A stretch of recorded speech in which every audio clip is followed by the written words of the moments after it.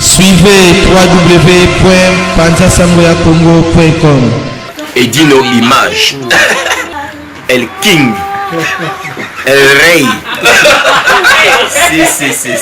Et dit nos images. La Lili. La Lela Kayo. Et dit nous. Yosa fin. Mutaleki azate. Oza suka. Libulu zanga suka. Mokako soa. Kende. Donc yoleki. Fin. Nos images, Motazo Panza Sangoya Paris, partout. Et dit nos images, Panza Sangoya RDC, Panza Sangoya Congo, Kinshasa.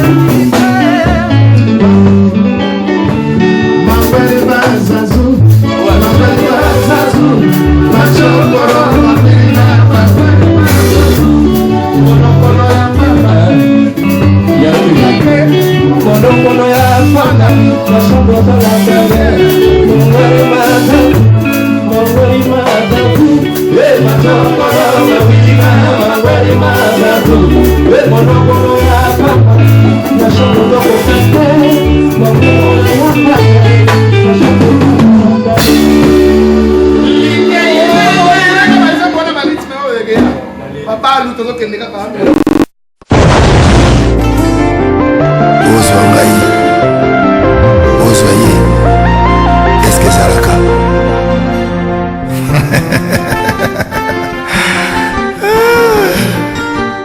Patrick Malovengi, Global Express. Nakutu bana ya Afrique esika ya si bana kutia biloko na yo izali bongo na Global Express. Angola, Brazza, Kinshasa. Vous avez un problème. Vous avez besoin de biloko. Global Femme Express izali agence ya si oyo bakutia biloko pe uzwi yango na assurance nyonso bakifunda nyonso na lokeno na Angola. Wapi Global Express. bato bozali na Kisasa so batili yo biloko awa na Global Express na poto na France awa wana okuzwa yango na Busutano numero 9 na Kasavu. Bana Guinée, Bana Mikili, Bana Belgique, Bana Saint-Etienne, Bana France Mobimba. Ma vie agence c'est ça à Moko. Maman le Global PM Express.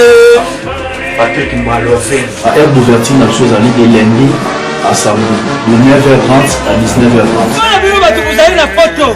Olingi kutinda biloko okela na Afrique. Mais oza kutuna Global Femme Express ezalaka wapi? Eza esika kubunga te. Eza bongo na Satorus. Soko ye na Satorus, okoti Satorus. Otuni numéro 25, Rue Léon, Bandiku. Wana okumana Global Femme Express. Global Express, ils ont aidé la population congolaise, communauté na biso autour en France, pour la reçu la déronation basée à l'étranger, précisément na Congo, Kinshasa, Angola et Brazzaville.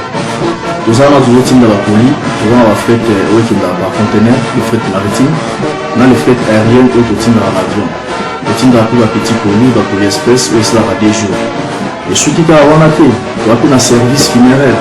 Au cas où j'ai pour un décès, vous hésitez que vous avez mis au fouti à la poto, au salle maramio sur ma kin, la ndenge ya biso la poto, au l'équipe agence, au jus DVD nayo, au monde ndenge prestation et les kaki na kin, selon vous nayo. Bandiku, Global Femme Express, ils allaient agence ya si, oyo bakutia biloko, pe uzwi yango na assurance nyonso. Pona biso awa, ils allaient rapidité, confiance, non sérieux. Global Express, rapidité, confiance, sérieux. Là, si vous avez un c'est on a quelque chose de Global Express,